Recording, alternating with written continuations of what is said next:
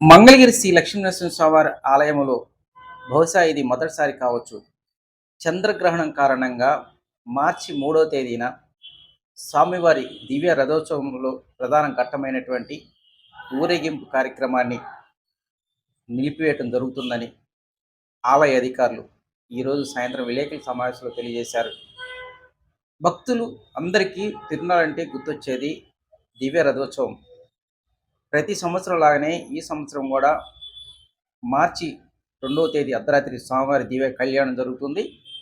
తెల్లవారి అంటే మార్చి 3వ తేదీన సుదూర ప్రాంతాల నుంచి స్వామివారిని చూడటానికి, మరి ముఖ్యంగా రథంపై స్వామివారిని చూసి కన్నులారా దర్శించుకునేటువంటి అవకాశం మాత్రం ఈసారి భక్తులకి రాదని చెప్పవచ్చు. అయితే భక్తులకు స్వామివారి దర్శనార్థం అంటే 3వ తారీఖు ఉదయం 8:30 గంటలలోపు ఆలయం ముందు స్వామివారి రథంపై దర్శనమిస్తారని ఈరోజు సాయంత్రం ఆలయ ట్రస్ట్ బోర్డు మెంబర్లు, అదేవిధంగా ప్రధాన అర్చకులు, ఆలయ ఈవో విలేకరుల సమావేశంలో తెలియజేశారు. చంద్రగ్రహణం కారణంగా 3వ తారీఖు ఉదయం 9 గంటలలోపే ఆలయాన్ని మూసివేస్తామని ఆలయ అధికారులు తెలియజేశారు. స్వామివారిని గ్రహణం సమయంలో బయట తీసుకెళ్ళడానికి వీల్లేదు శాస్త్రం కాబట్టి.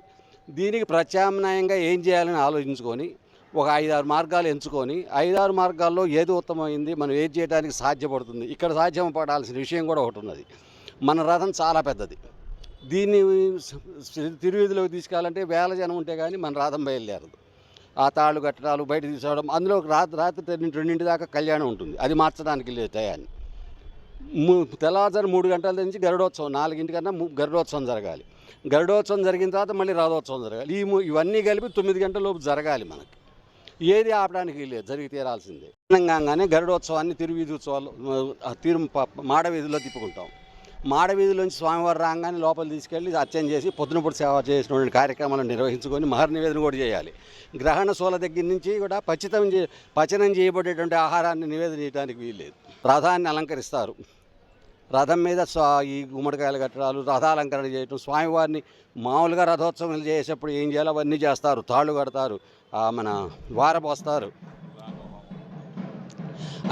అన్నీ జరుగుతాయి. ఏవి ఆగవు.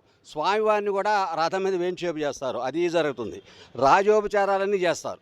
రథోత్సవం అప్పుడు మనం ఏం చేయాలో ఆ ఉపచారాలు మొత్తం చేస్తారు. చేసిన తర్వాత స్వామివారిని ఒక అరగంట, 30 గంట, 1 గంట, 8:30 లోపు అయ్యేట్టుగా స్వామివారిని అక్కడే వేయించపు చేసి రథస్థం కేశవం దృష్ట్యా పునర్జన్మ నవిద్యతే అని, రథంలో ఉన్నటువంటి స్వామిగారిని చూస్తే పునర్జన్మ ఉండదని, అది అక్కడే పడే అవకాశం లేదు కాబట్టి అక్కడ ఉంచి స్వామివారిని 1 గంట, 1:30 దర్శనాల కోసం ఉంచుతారు. కాబట్టి ఆ సమయంలో అందరం దర్శనం చేసుకునే విధంగా రథం మీద స్వామిని వేయించపు చేసి తాళ్ళు కట్టి రథం లాగుతున్నట్టుగా ముందుకు తీసుకొని హారతులు ఇచ్చి నమస్కారం చేసి లోపల తీసుకొస్తాం. ఇంతకంటే ఇక మనకు మార్గం కనపడలేదు. కొన్ని మార్పులు చేయటం జరిగింది. అనగా 3/3/2026 సాధారణంగా అయితే కనుక సాయంత్రం 3:30-4 ప్రాంతంలో మేము రథోత్సవం నిర్వహించవలసి ఉన్నది. కానీ చంద్రగ్రహణ గడియలు అవటం వల్ల ఈ రథోత్సవ కార్యక్రమాన్ని ఆగమశాస్త్ర పెద్దలు నిర్ణయించినట్లుగా వారి సూచనల మేరకు ఉదయం 7:30 నుంచి 8:30 వరకు స్వామివారిని రథం మీద నుంచి మాత్రమే దర్శనం మాత్రమే కలగజేస్తున్నాము. 9 గంటలకి ఆగమశాస్త్ర పెద్దలు దేవస్థాన కవాట బంధన చేయవలసిందిగా ఆదేశించి ఉన్నారు. దాని ప్రకారం ఉదయం 7:30 నుంచి 8:30 వరకు మాత్రమే గ్రామ ప్రజలందరికీ కూడా రథాంగ దర్శనం మాత్రమే కలగజేస్తున్నాము. దయచేసి ఈ మార్పును ఈ గ్రామ ప్రజలు, స్వామివారి భక్తులు తెలుసుకోవాల్సిందిగా కోరుచున్నాను.